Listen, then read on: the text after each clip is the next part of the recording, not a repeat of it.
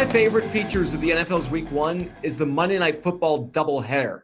First game kicks off at 7:10 p.m. Eastern Time as the Houston Texans visit New Orleans Saints. I know Taylor's excited about this game. Saints favored by 7 at the Superdome, or Silverdome if you're Hulk Hogan. Rick, are you going to pick against Taylor's Texans, brother? Yes, brother. I'm going with the Saints here at home. Houston has question marks in the running game. That passing offense should be, one of the top, at least in the conference, top 5 conference, top 5 in the NFL. I like Watson, Hopkins, Fuller. I think they're going to be an amazing trio this season. However, with that said, the running game, come on now, Duke Johnson, Carlos Hyde, that's not sending you're not making the Saints defense shiver or quiver at all. Saints side of the ball, they're loaded on offense. They've added some pieces on defense. I know Breeze is getting a little long in the tooth, but Kamara is one of the best all-around running backs in the NFL. The offense runs through him. Houston doesn't have the same defense as they used to, especially without Clowney. Everything is lining up for the Saints to win this game. They're going to have a party in Nolens after they win. 7 points is a lot, but you know what? I think it's going to be high scoring, and I think, the Saints are just going to pull away in the end. I'm going to pick them to win by close to 10 points. Should be a fun game to watch. Like you were saying, a couple of potentially high-octane offenses, a lot of big play potential on both sides. But Saints at home, this tends to be one of those no-brainer type things. Texans, I think, based on my experience watching my team over the years, pretty sure they've never won a primetime game in history that didn't come against Jacksonville or Tennessee. So I don't really like their chances of going on the road into New Orleans in Week 1. So as much as I am pained to pick against Houston, I must do the smart thing, and that's not picking Houston. Yeah, I'm picking the Saints as well. I think they're a great team. We saw that a year ago they were nearly a Super Bowl team. I think they're one of the better teams in the NFC again this year. They've got just incredible talent. One thing I do want to bring up, because it was reminded when you mentioned Drew Brees, that going back to our Giants conversation, the Chargers did a great job of going from one franchise QB to the next because they went from Drew Brees to Phillip Rivers. Just to get that out of the way in case we've got Chargers fans watching that are going to write in the comments like, you forgot we had Drew Brees and that kind of thing. So, yeah, they were added to that list too. I don't think you could count Aaron Brooks to Drew Brees as a thing for the Saints, though.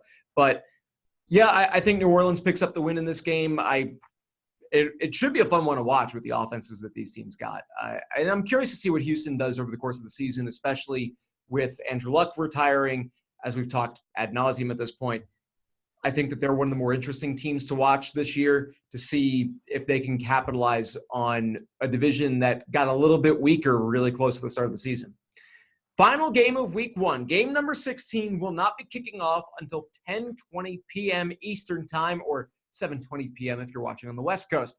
But it does feature the classic rivalry matchup of the Denver Broncos and the Oakland Raiders. Barring an unlikely postseason clash, this will be the final time the Raiders and Broncos face off in Oakland, since the Raiders are relocating to Las Vegas after the season. Allegiant Stadium going up, the progress being made there. The Silver and Black may be the home team, but there is a 0-point spread for this game now. It was a 1-point spread until today. Don't really know what happened, but it's now a toss-up game. So, Taylor, you taking Chucky's Raiders to beat the Broncos at home in their final game against Denver in Oakland, or are the Broncos going to pick up the road win? I think it's pretty safe to say we won't be getting a playoff matchup of these two teams in Oakland or anywhere. So probably the last time they'll face off in Oakland. But I'm taking the Raiders. It's another of those toss-up games. It's another home field advantage kind of thing. It's kind of an awkward home field advantage since it's not going to be their home field for very long, but Raider fans are Raider fans. Antonio Brown is a huge addition, of course. I think Josh Jacobs is a nice running back upgrade from the old Marshawn Lynch. Hunter Renfrow coming over from the Padres to start for the Raiders now. So I like what they've done this offseason, considering they're the Raiders. The bar is pretty low to begin with. I don't think Joe Flacco is going to really save Denver. It wouldn't shock me, of course, if the Raiders lost because that's what they do, but I'll just side with Oakland at home. Yeah, this is a tough pick. If it was in Denver, we all would probably pick Denver. But since it's in Oakland, Denver going on the road, Joe Flacco hasn't been lighting up the scoreboards over the last couple of years. He does have some good pieces on offense, but that offensive line is questionable at best. The Raiders, though, they've added pieces on both sides of the ball. They've added a ton of playmakers on the offense. Waller at tight end could be a sleeper for fantasy teams. Jacobs in the backfield. They still have other pieces back there also. That offensive line is big and nasty. But Antonio Brown could be the key here. If he's drawing double teams, if he's getting 10 throws at targets a game, like, he changes the dynamic of an offense. He makes defenses have to double cover him, shift to his side, whatever. That can open the field for Williams and Jacobs and Waller and stuff. If Carr can have a clean pocket, he will have a big game. Denver's going to have a great pass rush like they do with Von Miller and his running mate. It slips my mind right now, the other guy I'm trying to think of. Chubb? Yeah. Chubb? Okay. With that said, I'm not sure about Denver's secondary. I don't know if they can shut down Antonio Brown. I don't know how their running game or their rush defense is going to fare on the road. I think Gruden and the Raiders deserve a little bit of, just some luck, deserve some kind of cosmic, leverage on their side or something just to go in their favor for just once. Let them start off a season on a happy note. You already know there's going to be fights in the stadium and outside of the stadium and everywhere else. People aren't even going to watch the game or enjoy it. You got to go with Oakland here. I'm hoping they win just because I want to see Chucky get a good victory, celebrate, pump his fist, facial expressions. And then I want to see Frank Caliendo the next day mimicking John Gruden. And above all else, I'm a big fan of Mike Mayock. I loved him on the NFL Network. He's an amazing draft analyst, great commentator. I think he's done a great job in the front office as John Gruden's general manager. I'm going with the Raiders at home. I just think it'd be cool to see them to win. Give the Raiders fans something to celebrate, even though they're going to be drunk and fighting. Just have a good time in Oakland. I mean, come on, Oakland. Where is the love? Come on, okay? Just for one night. One night. I just wonder if the Coliseum is going to survive the season. If by like an hour after the final home game of the year, if that thing's going to still be standing and fully intact for when the A's get back for another season in the spring. But I'm going to go against the grain here. I'm going to pick the Broncos, and I got a couple of numbers for you when it comes to Joe Flacco. All right. Joe Flacco is 4-2 in his career against the Raiders. He's thrown for 7 touchdowns, rushed for 3 more, and only 2 interceptions in those 6 games. His teams have never been held to under 21 points in a game against Oakland, whether they've won or lost. They've scored at least 21.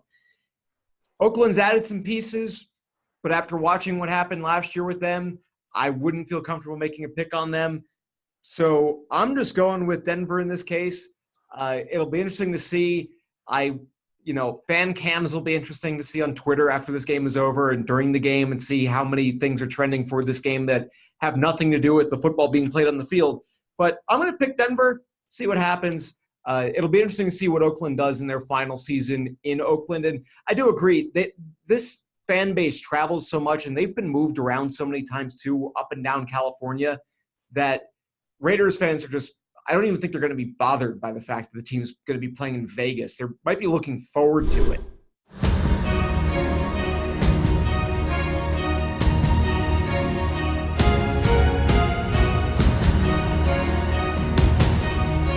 Okay, short and sweet. Antonio Brown's not in the building today. He won't be practicing. I don't have any more information for you right now. And when I have some and it becomes appropriate, you guys will all get it, I promise you. But that's it for today.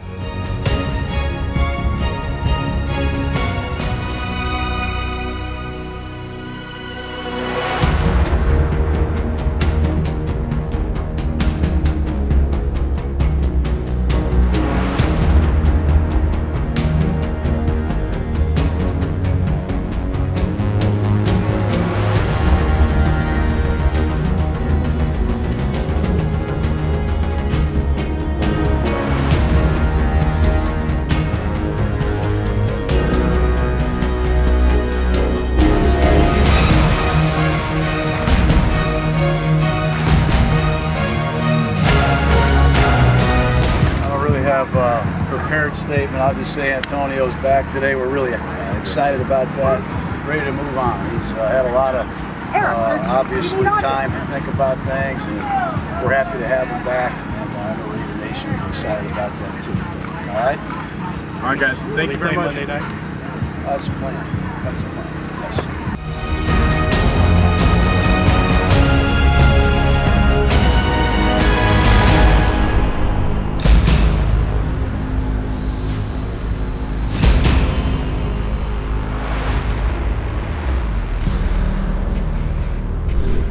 I hope you enjoyed that segment from this week's special edition of the Odds On Favorites podcast.